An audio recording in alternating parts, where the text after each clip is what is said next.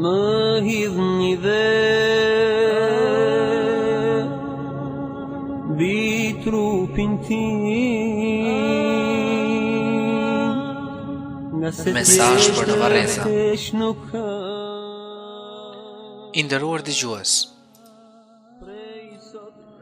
vdekja është një realitet të cilit nuk mund t'i shmanget askush. Në çdo gjë dhe çdo kush ka fund dhe vdekje, përveç të gjallit të përhershëm, të pavdekshmit, Zotit të gjithë pushtetshëm.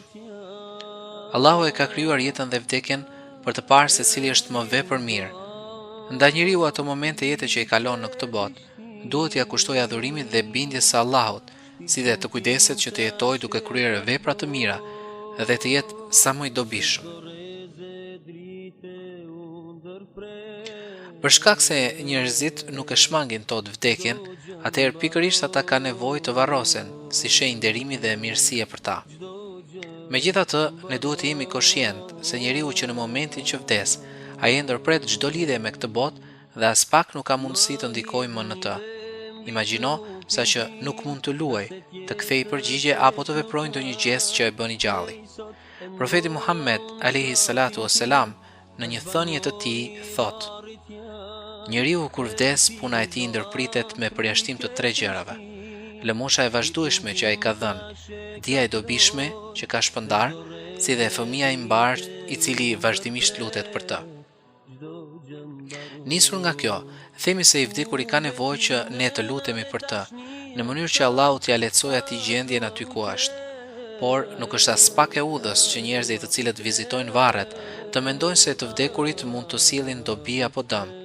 Kjo bie në kundërshtim të plot me parimet e fesë islame. Madje njeriu, kështu të vdekurit i ka dhënë atributet e Allahut, vepër kjo tek e cila nuk duhet të bjerë askush.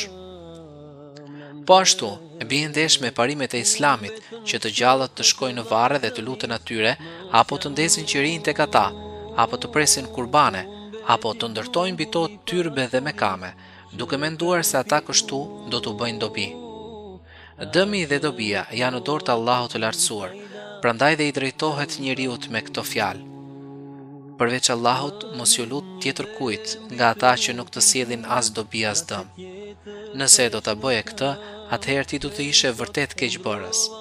Nëse Allahu vendosë të godas me ndonjë të keqe, askush nuk mund të ta largojë atë përveç ti. E nëse ai do të të bëjë ndonjë të mirë, s'ka kush që të të pengojë mirësinë e tij. Ai ja jep atë mirësi kujt të dojë prej robërve të tij. Ai është falas dhe mëshirëplot. Ne besojmë se në jetë ka plot njerëz të mirë, por po ashtu duhet të besojmë se ata pasi vdesin nuk mund të realizojnë më asgjë, madje as për veten e tyre. Ndaj dhe nuk lejohet që ata të shenjtërohen apo madhërohen në asnjë lloj forme dhe në asnjë lloj mënyre. Nuk është mirë dhe as e udhës që njerëzit të bëjnë gara se kush e bën varrin e të afërmit të tij më të madh, më të bukur apo më të kushtueshëm. Varri duhet të jetë i thjeshtë dhe ndërtimet mbi të janë shpenzimi i pasurisë dhe mundime vështirësi për të vdekurin, i cili ndoshta i mallkon ata për atë se ç'bëjnë mbi varrin e tij. Nuk është e udhës që mbi varre të lihen cigare, raki, biskota, lek apo gjëra të kësaj natyre, sepse ato nuk i bëjnë as pak dobi të vdekurit. Kush dëshiron të jap lëmosh për të, t'ia jap në dorë fukarejve dhe jo ta lër atë tek varri.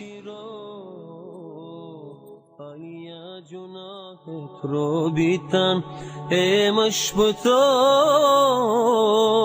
shpresa e fundit Zotim, tek ti më mbeti, ma shëndro mua varrin tim, bafshë xheneti. Shpresa e fundit Zotim, tek ti më mbeti, ma shëndro mua varrin tim, bafshë xheneti.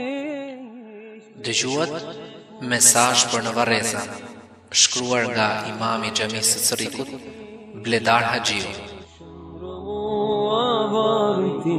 Bafshë xheneti, shpresa e fundit Zotim, tek ti më mbeti